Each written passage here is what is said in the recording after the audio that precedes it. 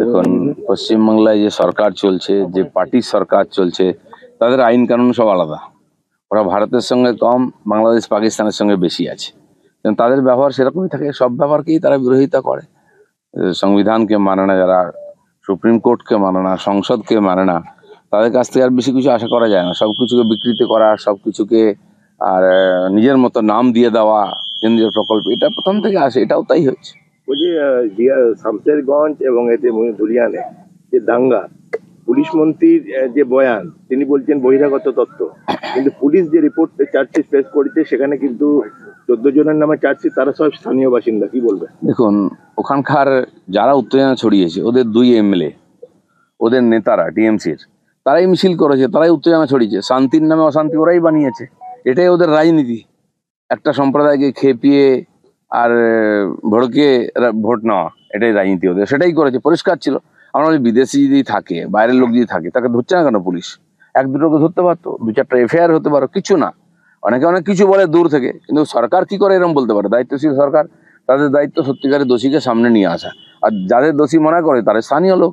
আর সবাই জানে, ভিডিওতেও আছে, একাধিকবার ওখানকার লোকেরাও বলছে, স্থানীয় লোকেরাই উৎপাত করেছে। যারা জানে তারা ভাঙাভাঙি করেছে, মন্দির ভেঙেছে, দোকান লুট করেছে, হিন্দুদেরকে হত্যা করেছে, সবই স্থানীয় লোকেরা করেছে। আর তারা সব ক্রিমিনাল, তারা সব টিএমসির ছাতার তলায় আছে। বিএসএফকেও তো উত্তপ দেখা হয়েছিল আপনার এই দাঙ্গার পিছনে, বিএসএফকেও দায়ী করেছিলেন মুখ্যমন্ত্রী।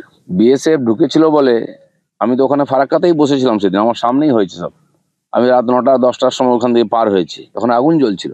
বিএসএফকে আমরা ফোনাফোনি করি, বিএসএফ আসে বলে মানুষগুলো বাঁচে, নাহলে আরো মৃত্যু হতো, আর অনেক ক্ষয়ক্ষতি হতো।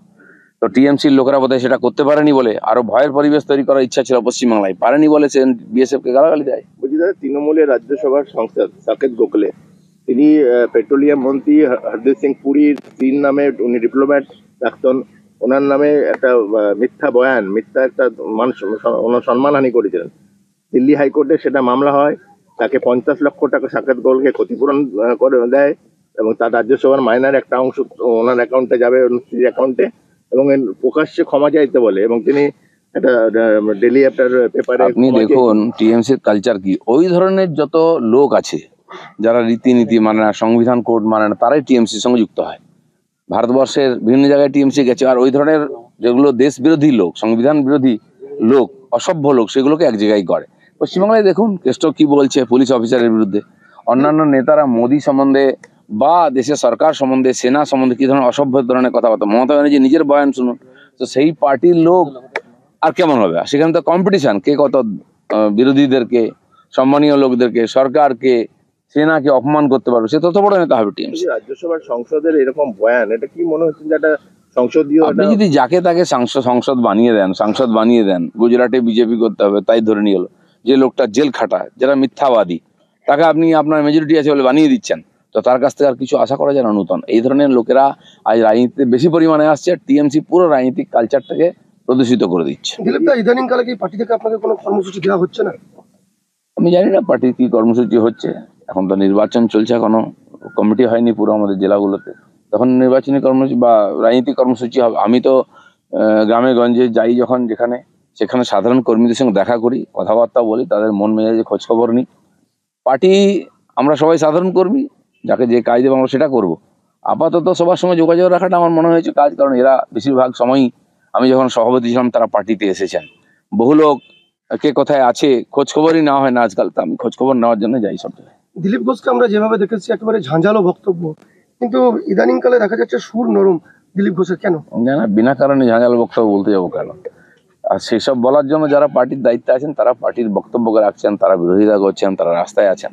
আমার কাজটা এখন অন্য, আমি পুরনো কার্যকর্তা হিসাবে সমস্ত কর্মীদের খোঁজ খবর রাখি, যোগাযোগ রাখি সবার সঙ্গে।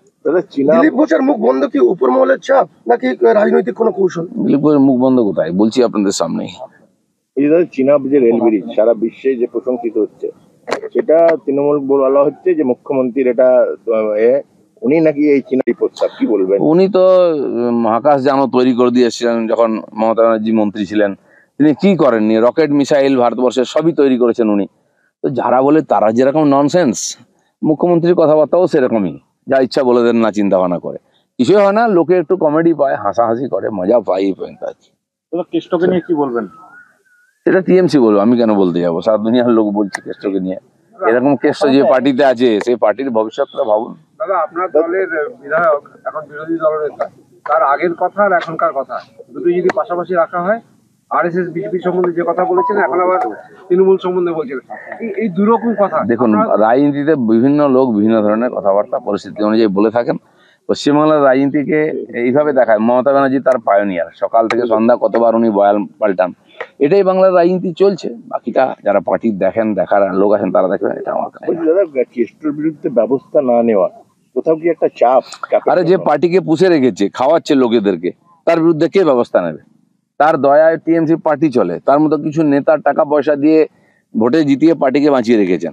আপনারা যত বয়ানবাজি করুন, যতই নিউজ করুন, কেষ্টর বিরুদ্ধে ব্যবস্থা নেওয়ার মতো টিএমসির হিম্মত নেই। গরু পাচারের কোনো মূল তথ্য কি জানা? ওই জন্য কি মুখ তাকে সাহস পাচ্ছে না? অনেক কিছুই জানেন না, উনি সব করেছেন, সবাই জানে, সেই জন্য জেল খেটে এসছেন।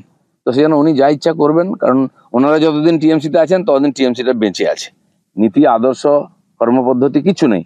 কিছু ধান্দাবাজ নেতা, দুর্নীতিগ্রস্ত আর দুর্বৃত্ত আছে, তারা টিএমসিকে চালাচ্ছে। এই ধরনের ইনলিগাল সোর্স থেকে টাকা আসছে, তাতেই টিএমসি বেঁচে আছে। চলুন, ধন্যবাদ। আমাদের ভিডিও ভালো লাগলে লাইক এবং শেয়ার করুন। কমেন্ট সেকশনে গিয়ে জানান আপনাদের মতামত। আরও ভিডিও পেতে আমাদের চ্যানেল সাবস্ক্রাইব করুন এবং প্রতি মুহূর্তে খবরের আপডেট পেতে প্রেস করুন বেল আইকন।